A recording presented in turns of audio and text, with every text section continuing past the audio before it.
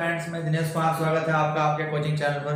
Friends, आज हमारा जो सर्वेइंग इंजीनियरिंग का टॉपिक है, इसमें थियोडोलाइट की फंडामेंटल लाइंस कौन कौन सी होती है, ये आज हम पढ़ने वाले हैं। ठीक है, fundamental lines of A theodolite, ये फंडामेंटल लाइंस है। ये अभी समझ में नहीं आ रही होंगी, अभी आपको मैं समझाता हूँ। इंपॉर्टेंट टॉपिक है, यहाँ से क्वेश्चन बनता है। ठीक है फ्रेंड, आपको मैंने बताया था एक वर्टिकल एक्सिस होती है और एक हॉरिजॉन्टल एक्सिस होती है। ठीक है फ्रेंड, ये हमने वर्टिकल एक्सिस और ये हमारी इधर हॉरिजॉन्टल एक्सिस। ठीक है, हॉरिजॉन्टल एक्सिस जिसका दूसरा नाम हमारा क्या होता है, ट्रोनियन एक्सिस। ये जो ट्रोनियन एक्सिस है, इसी को किस नाम से जानते हैं, हॉरिजॉन्टल एक्सिस के नाम से इसी को जाना जाता है। ठीक है, हॉरिजॉन्टल एक्सिस एंड ट्रोनियन एक्सिस, और इसी का एक नाम है, आपको बताया था, ट्रांजिट एक्सिस। तो ट्रांजिट कंडीशंस में थी हॉरिजॉन्टल, तो ट्रांजिट थी, इसलिए आपको यहाँ पे इंक्लाइंड रूप में ये शो करा रखी है। कभी सोच रहे कौन सी हॉरिजॉन्टल है। ठीक है, तो हॉरिजॉन्टल और वर्टिकल दोनों परपेंडिकुलर होनी चाहिए, तो ये यहाँ पर परपेंडिकुलर ही होंगी, आपको याद रखना है, ये परपेंडिकुलर ही होंगी। ठीक है, ओके। ये हमारी कोई टेलीस्कोप है, टेलीस्कोप का ऑब्जेक्टिव लेंस और इधर आईपीस, और उससे निकलने वाली ये लाइन ऑफ साइट दृष्टि रेखा। ये ऑब्जेक्टिव लेंस, इधर ये आईपीस, इसके जस्ट सामने मैंने आपको बताया था डायाफ्राम होता है। ठीक है, ये हमारा कोई वर्टिकल सर्कल है, वर्टिकल सर्कल के अंदर टी फ्रेम होता है, उस पर एल्टीट्यूड बबल लगा रहता है, मैंने आपको बताया था, एल्टीट्यूड बबल या एल्टीट्यूड लेवल, और इससे पास होने वाली जो लाइन है ये एल्टीट्यूड बबल एक्सिस। क्लियर, इधर ये कोई हमने हॉरिजॉन्टल प्लेट दिखा दी, इधर ये हमने कौन सी प्लेट दिखा दी, हॉरिजॉन्टल प्लेट। अब हॉरिजॉन्टल प्लेट है, इस पर भी बबल होगा, ये इसका बबल। ठीक है, और ये उससे निकलने वाली axis, axis of bubble. Question ये बना कि इनमें आपस में क्या रिलेशंस होता है, ये रिलेशंस हमारे लिए इंपॉर्टेंट है। ठीक है फ्रेंड, तो आपको ये रिलेशंस याद रखना है। तो देखते हैं इनका रिलेशंस क्या है। Relations,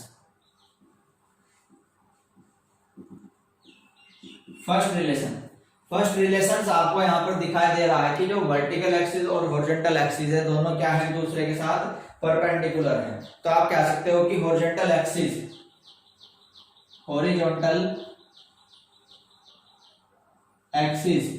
perpendicular vertical axis. ठीक है, perpendicular to the vertical axis. ये कह रहा है कि हॉरिजॉन्टल एक्सिस वर्टिकल एक्सिस दोनों परपेंडिकुलर होती है। ये शॉर्ट में सिंबल बना दिया, इसका मीनिंग क्या होता है, परपेंडिकुलर। क्लियर, हॉरिजॉन्टल एक्सिस और वर्टिकल एक्सिस दोनों क्या है, 90 डिग्री पर है या परपेंडिकुलर है। इसका मीनिंग क्या है, 90 डिग्री। ठीक है, 90 डिग्री पर है, ये पॉइंट आप याद रखोगे। नेक्स्ट पॉइंट हमारा जो यहाँ पर बनता है कि हमारे पास जो एक्सिस ऑफ प्लेट लेवल है, एक्सिस ऑफ प्लेट लेवल की एक्सिस, ठीक है, प्लेट लेवल की एक्सिस और वर्टिकल एक्सिस भी दोनों एक दूसरे के परपेंडिकुलर होती है। तो आप लिखोगे एक्सिस ऑफ प्लेट लेवल, ये भी क्या है, परपेंडिकुलर, किसके साथ, वर्टिकल एक्सिस के साथ, वर्टिकल एक्सिस। तो आप याद रखोगे प्लेट लेवल की एक्सिस वर्टिकल एक्सिस के साथ परपेंडिकुलर होनी चाहिए। ठीक है, दूसरा पॉइंट हमारा ये, vertical axis horizontal axis perpendicular होनी चाहिए, प्लेट लेवल एक्सिस वर्टिकल के साथ परपेंडिकुलर होनी चाहिए। क्लियर फ्रेंड्स, ये याद रखोगे आप। नेक्स्ट पॉइंट आप देख रहे हो, ये हमारी लाइन ऑफ साइट है। ठीक है, ये लाइन ऑफ साइट और इधर ये ट्रोनियन एक्सिस, लाइन ऑफ साइट और ट्रोनियन एक्सिस। तो कैसा रिलेशंस दिखाई दे रहा है लाइन ऑफ साइट और ट्रोनियन एक्सिस में। ठीक है, ये लाइन ऑफ साइट निकल रही है और इधर से ट्रोनियन एक्सिस किस एंगल पर निकल रही है, ये भी आपका परपेंडिकुलर होता है। तो आप थर्ड पॉइंट में ये कहोगे कि लाइन ऑफ साइट, ठीक है, दृष्टि रेखा या लाइन ऑफ कोलिमिनेशन परपेंडिकुलर किसके साथ, हॉरिजॉन्टल एक्सिस के साथ, horizontal axis. Clear, line of site और हॉरिजॉन्टल एक्सिस परपेंडिकुलर। दोबारा रिपीट करता हूं, वर्टिकल और हॉरिजॉन्टल सिंपल परपेंडिकुलर होगी। एक्सिस ऑफ प्लेट लेवल और वर्टिकल एक्सिस, प्लेट लेवल की एक्सिस और वर्टिकल एक्सिस दोनों कितने पर होनी चाहिए, 90 डिग्री पर होनी चाहिए। लाइन ऑफ साइट और horizontal axis, line of site और हॉरिजॉन्टल एक्सिस भी क्या होनी चाहिए, परपेंडिकुलर होनी चाहिए। अब आपको यहाँ पर दिखाई दे रहा है कि जो ये एल्टीट्यूड बबल एक्सिस है, ये लाइन और इधर ये लाइन ऑफ साइट, आप देख रहे हैं कि ऐसे जा रही हैं। ठीक है, ये दोनों ऐसे जा रही है, तो क्या होंगी, एक दूसरे के पैरेलल होंगी। तो आप कहोगे कि altitude bubble axis line of site के पैरेलल होनी चाहिए, समांतर होनी चाहिए। ठीक है, क्लियर। तो हम यहां पर कहेंगे कि axis of altitude bubble, axis of altitude bubble, parallel, किसके पैरेलल हैं? लाइन ऑफ साइट के, लाइन ऑफ साइट के। Clear. Axis of altitude bubble parallel किसके? लाइन ऑफ साइट के। ये शॉर्ट में पैरेलल का सिंबल है, समांतर। इसका क्या मतलब है? पैरेलल। ठीक है, कि एल्टीट्यूड बबल एक्सिस, ये एक्सिस और इधर ये हॉरिजॉन्टल, दोनों ऐसे बढ़ रही हैं तो एक दूसरे के समांतर, एक दूसरे को कभी भी क्रॉस नहीं करेंगे। ठीक है, तो ये परपेंडिकुलर होनी चाहिए, सॉरी पैरेलल होनी चाहिए। क्लियर यहाँ तक? कोई डाउट? ये नोट करो, नेक्स्ट पॉइंट देखना। नेक्स्ट देखोगे, ये जो पॉइंट लिखा है axis of altitude bubble parallel LOS, ये कह रहा है कि एल्टीट्यूड बबल एक्सिस जो लाइन ऑफ साइट के पैरेलल है, ये बिल्कुल सही है, लेकिन इसकी कंडीशन है ये तब पैरेलल होगा जब when vertical and horizontal circle. ठीक है, जो वर्टिकल और हॉरिजॉन्टल सर्कल है ये दोनों के दोनों रीडिंग 0 पढ़ रहे हो, तब जाकर एक दूसरे के पैरेलल होगी। तो when vertical and horizontal circle must read 0, must be read 0। ठीक है, जब ये 0 रीडिंग पढ़ रहे हो उस केस में एल्टीट्यूड बबल एक्सिस और लाइन ऑफ साइट दोनों एक दूसरे के समांतर होती हैं। याद रखोगे कि जब वर्टिकल और हॉरिजॉन्टल सर्कल 0 रीडिंग पढ़ते हो तब वो एल्टीट्यूड एक्सिस और लाइन ऑफ साइट दोनों एक दूसरे के समांतर होती हैं, पैरेलल होती है। Clear friends? तो ये पॉइंट याद रखोगे। नेक्स्ट पॉइंट देखते हैं हम यहां पर। नेक्स्ट पॉइंट हमारा बनता है,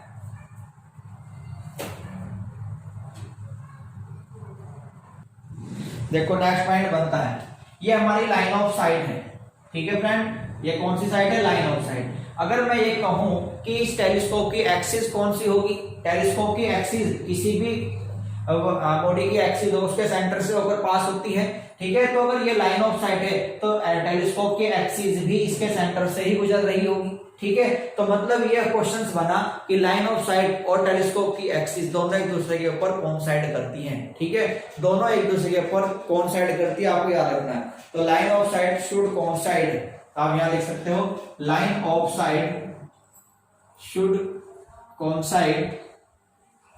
कोइंसाइड मतलब एक दूसरे के ऊपर, एक दूसरे के ऊपर, याद रखोगे। ये मीनिंग होता है कोइंसाइड का, एक दूसरे के साथ मिलकर चल रही है ऐसे। ठीक है, पैरेलल, क्रॉस, और ये एक दूसरे के ऊपर ही चल रही है, जो मतलब एक ही चीज दो उसको शो कर रही है। क्लियर? तो line of site should coincide with axis of telescope, coincide with axis of telescope, याद रखोगे। क्या रहा है कि लाइन ऑफ साइट टेलीस्कोप की एक्सिस के साथ कोइंसाइड करती है। ठीक है, या लाइन ऑफ साइट टेलीस्कोप की एक्सिस के ऊपर ही होती है। Clear friend? ये पॉइंट आप यहां पर याद रखोगे। क्लियर? नेक्स्ट पॉइंट देखते हैं। नेक्स्ट पॉइंट इसमें आप याद रख सकते हो, इसी लैंग्वेज को एक अदर लैंग्वेज में बोला जा सकता है। ये हमारी एक्सिस टेलीस्कोप की है, इसको मैं एक्सिस ये भी बोल सकता हूं, ऑब्जेक्टिव एक्सिस। ठीक है, ऑप्टिकल एक्सिस के नाम से जाना जाता है, the optical axis, the axis of objective slide. यहां बात करना है कि ऑप्टिकल एक्सिस बताइए क्या है। ऑप्टिकल एक्सिस ये हमें बताना है क्या है। तो ऑप्टिकल एक्सिस मतलब ऑब्जेक्टिव लेंस की एक्सिस है, तो ये भी तो लाइन ऑफ साइट के ऊपर कोइंसाइड कर रही है। ये आपकी लाइन ऑफ साइट है, यही आपकी एक्सिस ऑफ टेलीस्कोप है, और यही ऑब्जेक्टिव लेंस के सेंटर से होकर गुजरेगी, ये यहां से। इसको बोलते हैं ऑप्टिकल सेंटर। ये जो सेंटर आपको यहां दिखाई देगा इसको बोलते हैं ऑप्टिकल सेंटर। ऑप्टिकल सेंटर, तो ऑप्टिकल सेंटर से जो पास हो रही है लाइन उसको ऑप्टिकल एक्सिस बोल दिया। ठीक है, तो ये भी क्या होगी? ये axis of objective slide.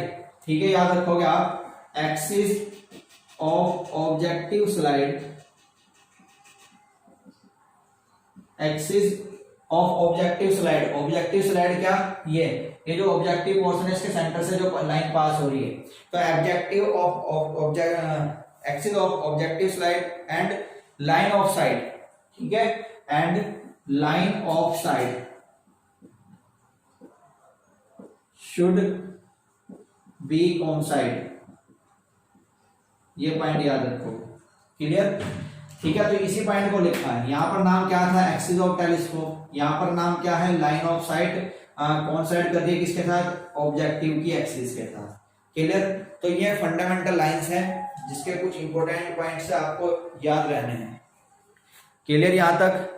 Next देखते हैं अब थियोडोलाइट के एडजस्टमेंट की बात करते हैं। थियोडोलाइट का एडजस्टमेंट कैसे क्या आता है, तो नेक्स्ट है हमारा temporary adjustment of theodolite. Theodolite का जो टेम्परेरी एडजस्टमेंट है कैसे करते हैं, ठीक है, ये बताना है।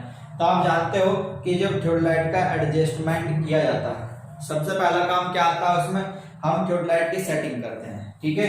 तो setting of theodolite, setting of theodolite, theodolite की सेटिंग की जाती है। सेटिंग का मीनिंग क्या हुआ, सेटिंग का मीनिंग यहाँ पर ये हुआ कि जो ट्राइपॉड होते हैं उसकी लेग को बॉटम पर, उसकी लेग को ग्राउंड पर 60 डिग्री के एंगल पर सेट किया जाता है। ये मैं आपको बता चुका हूं, ठीक है। इसमें आप क्या काम करोगे, ट्राइपॉड, ट्राइपॉड को ग्राउंड पर 60 डिग्री पर सेट करते हैं, सेट करते हैं, क्लियर। ये मैं आपको बता चुका था, ये आपको ऐसे बताया था। ये ट्राइपॉड की लैग, ये हमारे पास ट्राइपॉड की लैग है, ठीक है। इनको ग्राउंड पर हम 60 डिग्री के एंगल पर सेट करते हैं, क्लियर यहां तक, ओके। दूसरा पॉइंट है हमारे पास, हम सेंटरिंग करते हैं, थियोडोलाइट की centering, centering of theodolite, centering of theodolite, theodolite की सेंटरिंग। सेंटरिंग का मीनिंग भी आपको बता चुका हूं कि जिसमें इंस्ट्रूमेंट को स्टेशन पॉइंट के ऊपर सेट करना, इंस्ट्रूमेंट को बिल्कुल स्टेशन पॉइंट के ऊपर सेट करना, ठीक है, उसको बोलते हैं। तो इसमें आप लिख सकते हो कि इंस्ट्रूमेंट को एग्जैक्टली स्टेशन पॉइंट पर सेट करना, ठीक है। इंस्ट्रूमेंट को एग्जैक्टली स्टेशन पॉइंट पर सेट करना, वो हमारा क्या कहलाता है, सेंटरिंग कहलाता है। और एग्जैक्ट सेंटरिंग के लिए मैंने आपको बताया था, शिफ्टिंग हेड का यूज करते हैं, ऑप्टिकल पलमेट का यूज करते हैं, पलम्बोब का यूज करते हैं, ठीक है। तो आप ये पॉइंट याद रख सकते हो कि फॉर सेंटरिंग, सेंटरिंग के लिए हम, तो आप याद रखोगे कि सेंटरिंग के लिए हम number 1 shifting head, number 2 optical plummet and number 3 plumb bob, ठीक है, का यूज करते हैं, याद रखो, का यूज करते हैं, क्लियर फ्रेंड। तो शिफ्टिंग हेड, ऑप्टिकल पलमेट और पलम्बोब का यूज किया जाता है एग्जैक्टली सेंटरिंग फाइंड करने के लिए, एग्जैक्टली सेंटरिंग प्राप्त करने के लिए, क्लियर। ये तो setting of theodolite, centering of theodolite. इसके बाद हमारे पास यहाँ पर फ्रेंड्स आता है levelling of theodolite. Next point हमारे पास यहाँ पर आता है levelling of theodolite. Number 3 levelling of theodolite, levelling of theodolite. Levelling of theodolite का मीनिंग क्या है फ्रेंड्स, आप जानते हो कि थियोडोलाइट में इस प्रकार से 3 फुट स्क्रू होते हैं। ये 3 फुट स्क्रू होते हैं जिसमें हम क्या काम करते हैं, टेलीस्कोप को किसी 2 के पैरेलल रखते हैं, और टेलीस्कोप को 2 के पैरेलल रखने के बाद हमारा जो यहाँ पर बबल लगा रहता है, इसमें इस बबल को सेंटर में लाया जाता है, ठीक है। हम इनको रोटेट करते हैं। क्वेश्चन ये कि किस दिशा में रोटेट करना चाहिए, ठीक है। क्वेश्चन ये कि किस दिशा में रोटेट करना चाहिए ताकि बबल को सेंटर में लाया जाए। तो फ्रेंड आपको याद रखना है कि जो बबल होता है ये लेफ्ट थंब को फॉलो करता है, लेफ्ट थंब को, ये जो हमारा लेफ्ट हैंड है इसके अंगूठे को फॉलो करेगा, जिस दिशा में अंगूठा चलेगा ये उसी दिशा में ये बबल चलेगा।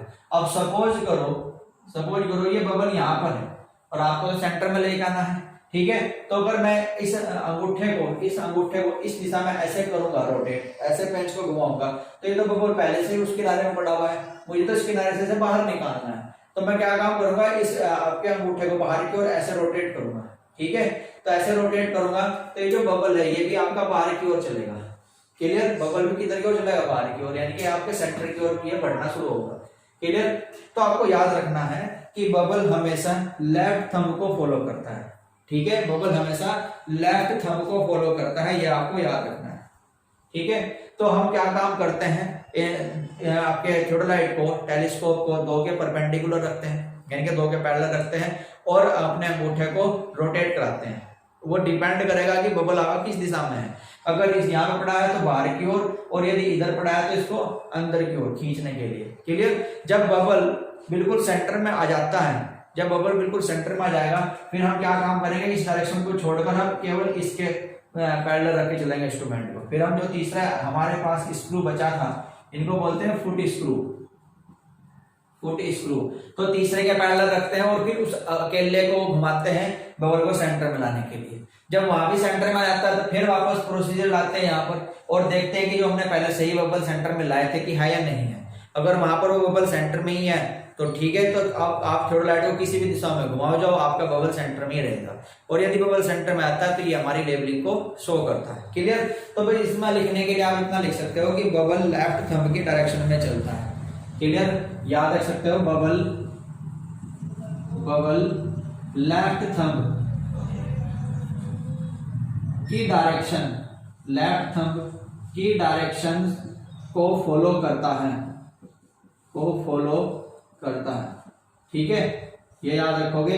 जो अनाड़ी है बस लगे पड़े घुमाने में, ये नहीं पता कि पहुंचाना कहाँ है। तो आपको नियम पता होना चाहिए, बबल किधर जाएगा, किस दिशा में, एक ही बारे में करना है बस, ठीक है। तो बबल लेफ्ट थंब की डायरेक्शंस को फॉलो करता है, ये आपको याद रखना है, ठीक है। अब इसका लेवलिंग का ऑब्जेक्टिव यहाँ पे क्या है, ऑब्जेक्टिव ऑफ लेवलिंग, हम लेवलिंग कर क्यों रहे हैं, ऑब्जेक्टिव ऑफ लेवलिंग, ठीक है। लेवलिंग का उद्देश्य क्या है, लेवलिंग का उद्देश्य होता है कि वर्टिकल एक्सिस को ट्रूली वर्टिकल बनाना, वर्टिकल एक्सिस को ट्रूली वर्टिकल बनाना, तो हमारा ऑब्जेक्टिव का लेवलिंग होता है। तो इसमें आप कह सकते हो कि वर्टिकल एक्सिस को ट्रूली वर्टिकल बनाना, ठीक है। वर्टिकल एक्सिस को ट्रूली वर्टिकल बनाना ऑब्जेक्टिव का, लेवलिंग का ऑब्जेक्टिव होता है, उद्देश्य होता है, क्लियर फ्रेंड। नेक्स्ट हमारे पास ये आता है, इसका मीनिंग ये भी है कि हॉरिजॉन्टल प्लेट को हॉरिजॉन्टल प्लेन में लेकर आना, हॉरिजॉन्टल प्लेट को हॉरिजॉन्टल प्लेन में लेकर आना, हॉरिजॉन्टल प्लेन में लेकर आना, ठीक है। ये भी इसी का मीनिंग है, क्लियर। नेक्स्ट आता है number 4, focusing of object, telescope, यानी कि टेलीस्कोप की फोकसिंग करना है। फोकसिंग का मीनिंग होता है कि हमारे पास, देखो आपको बताया था कि ये टेलीस्कोप है, ठीक है।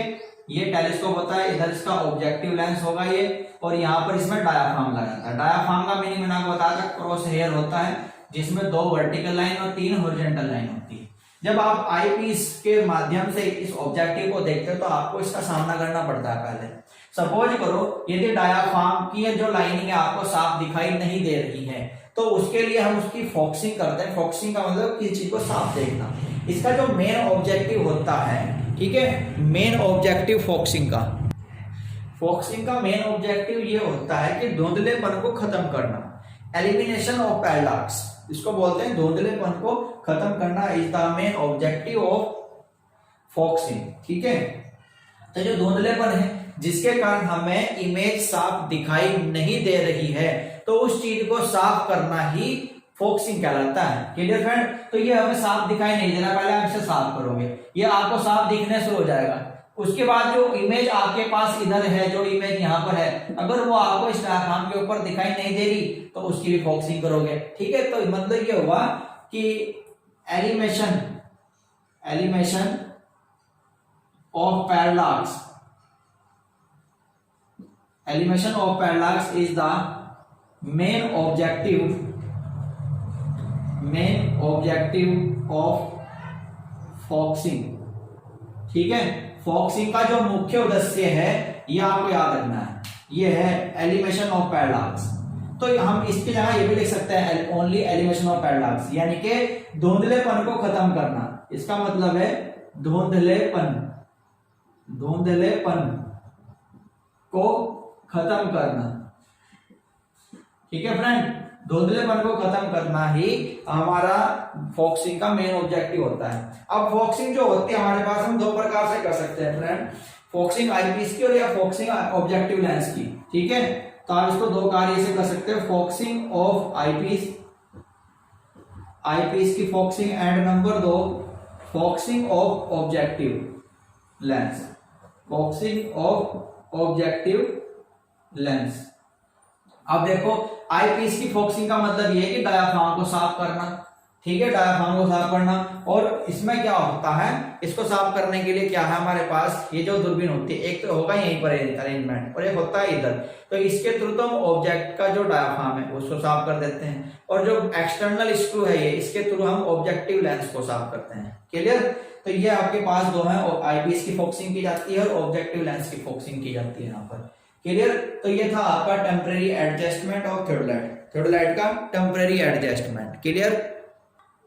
नेक्स्ट आता है फ्रेंड परमानेंट एडजस्टमेंट ऑफ थ्योडोलाइट। ये भी इंपॉर्टेंट है, यहाँ से कुछ पॉइंट एग्जाम में पूछ ले जाते हैं। परमानेंट एडजस्टमेंट के लिए कुछ टेस्ट किए जाते हैं, जैसे कि नंबर 1 हमारे पास आता है plate level test. Plate level test, यानी कि प्लेट लेवल का टेस्ट करते हैं परमानेंट एडजस्टमेंट के लिए। प्लेट लेवल टेस्ट का मतलब ये होता है to make the plate bubble central, to make the plate bubble central. ठीक है, मतलब ये है कि प्लेट बबल को सेंटर में ला जाता है, और उसको सेंटर में लाने के लिए यह कह रहा है to make the plate bubble central, plate bubble को सेंट्रल में बनाए रखने के लिए, टू डियर रन, जब वह रन कर रहा हो, टू डियर रन व्हेन, दोबारा सुनोगे, प्लेट बबल को सेंट्रल में बनाए रखने के लिए जब वह रन कर रहा हो, when the vertical axis of theodolite is truly vertical, when the vertical axis of theodolite is truly vertical. दोबारा सुनोगे, यदि थ्योडोलाइट की वर्टिकल एक्सिस बिल्कुल वर्टिकल है तो बबल आपका सेंटर में आने के लिए रन हो जाएगा। ठीक है, जब थ्योडोलाइट की वर्टिकल एक्सिस ट्रूली वर्टिकल है तब बबल रन कर जाता है सेंटर में आने के लिए। वही जो आपको अभी थंब वाला फॉलो समझाया था। Clear friend? नेक्स्ट आता है नंबर 2 हमारे पास यहाँ पर cross hair test. Cross hair test ये डायरेक्ट एग्जाम में पूछ जाएंगे कि क्रॉस हेयर टेस्ट क्या है। पूरा नाम होता है इसका cross hair ring test. Cross hair ring test. अब ये पूछा जाता है कि ये क्यों कर रहे हैं। ठीक है, इनका ऑब्जेक्टिव क्या है क्रॉस हेयर टेस्ट करने का, प्लेट लेवल टेस्ट करने का। तो ये तो सिंपल समझ में आ रहा है। क्रॉस हेयर टेस्ट क्या होता है ये आपको समझना है। इसमें क्या काम करते हैं हम कि to make the vertical cross hair lie in a plane perpendicular to the horizontal axis, to make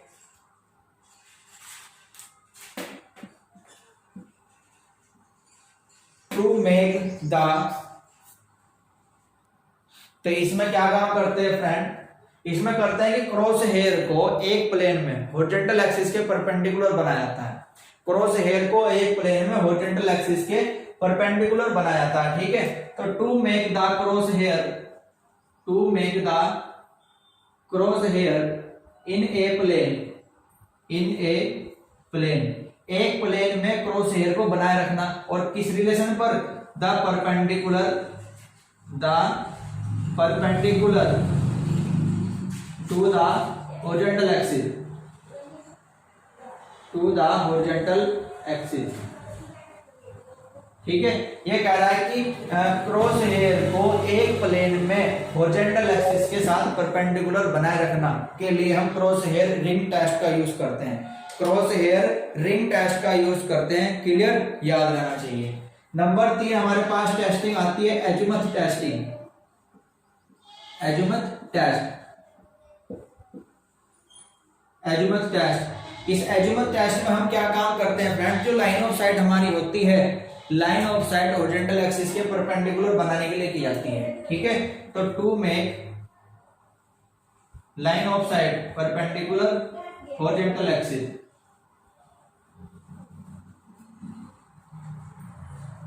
ठीक है। हम क्या काम करते हैं, एजीमुथ टेस्ट में लाइन ऑफ साइट को हॉरिजॉन्टल एक्सिस के परपेंडिकुलर बनाया जाता है। टेस्ट नंबर 4 हमारा यहाँ पर रहता है, टेस्ट नंबर 4 आता है इस आपका स्पायर टेस्ट, ठीक है फ्रेंड, इंपॉर्टेंट है, एग्जाम पूछा गया है। Spire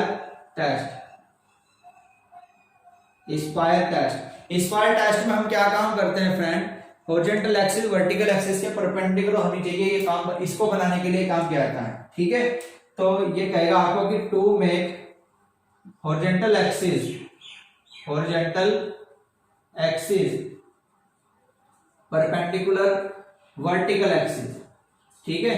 horizontal axis vertical axis के परपेंडिकुलर होनी चाहिए, और यदि ये परपेंडिकुलर है तभी वर्टिकल सर्कल बना हुआ था और हॉरिजॉन्टल सर्कल 0 रीडिंग पड़ता है, ठीक है। अगर ये हॉरिजॉन्टल और वर्टिकल दोनों एक दूसरे के ऊपर परपेंडिकुलर हैं तभी वर्टिकल सर्कल और हॉरिजॉन्टल सर्कल दोनों के दोनों 0 रीडिंग पड़ते हैं, क्लियर।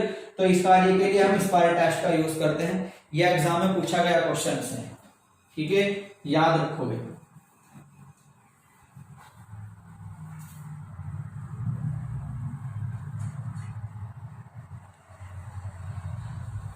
नेक्स्ट टेस्टिंग हमारे पास यहां पर आती है नंबर 5 वर्टिकल आर्क टेस्ट,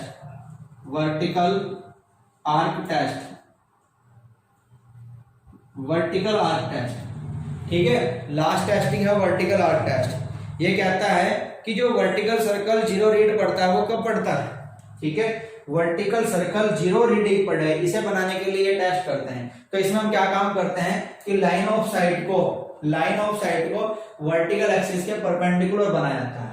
इसमें अगर वर्टिकल सर्कल 0 रीडिंग पढ़कर आपको दे तो आप क्या काम करोगे, लाइन ऑफ साइट को वर्टिकल एक्सिस के परपेंडिकुलर बनाओगे, ठीक है। तो इसमें आप लिखोगे to make the vertical circle indicate 0 reading कब करेगा ये, when LOS line of sight perpendicular to horizontal vertical axis, ठीक है। तो ये आपका कब करेगा, when line of sight perpendicular to vertical axis. तो सिंपल है, आप ये याद रखना है कि line of sight vertical axis के परपेंडिकुलर अगर है तो वर्टिकल सर्कल 0 रीडिंग पड़ता है, और इस कार्य को करने के लिए हम वर्टिकल आर्क टेस्ट यूज करते हैं, ठीक है। तो आपको पता होना चाहिए कि जो वर्टिकल सर्कल है किन किन कंडीशंस में 0 रीडिंग पड़ रहा है। कंडीशन ये रही कि हॉरिजॉन्टल एक्सिस और वर्टिकल एक्सिस दोनों एक दूसरे के ऊपर परपेंडिकुलर है तब भी ये दोनों 0 रीडिंग पड़ते हैं। जब line of sight vertical axis के परपेंडिकुलर है तब भी ये 0 रीडिंग पड़ते हैं, क्लियर फ्रेंड। तो ये इंपॉर्टेंट पॉइंट है आपका, आपको याद रहना चाहिए, ठीक है। तो आज के लिए इतना ही रखेंगे, आज के लिए इसमें इतना रखेंगे क्योंकि हमारा टॉपिक क्या था, फंडामेंटल लाइंस का था। मैं आपको एडजस्टमेंट भी पढ़ा दिया है। कल हम जो यहाँ पर पढ़ने वाले हैं हॉरिजॉन्टल एंगल मेजर करने के मेथड को पढ़ने वाले हैं, और उनसे किस प्रकार के एरर एलिमिनेट हो जाते हैं ये भी हम पढ़ने वाले हैं, ठीक है। तो जल्द ही हमारा थर्डलाइट का टॉपिक जल्दी खत्म हो जाएगा। उसके बाद हम ट्रेवर्सिंग पढ़ेंगे, ट्रेवर्सिंग इसी में आएगा लेकिन मैं इसको अलग निकाल के आपको पढ़ाऊंगा, क्लियर फ्रेंड। तो आज के लिए इतना ही। आपकी वीडियो को ज्यादा से ज्यादा शेयर कर देना, सब्सक्राइब कर लेना, लाइक कर देना, क्लियर फ्रेंड। तो मिलते हैं कल नेक्स्ट वीडियो के साथ। धन्यवाद, जय हिंद।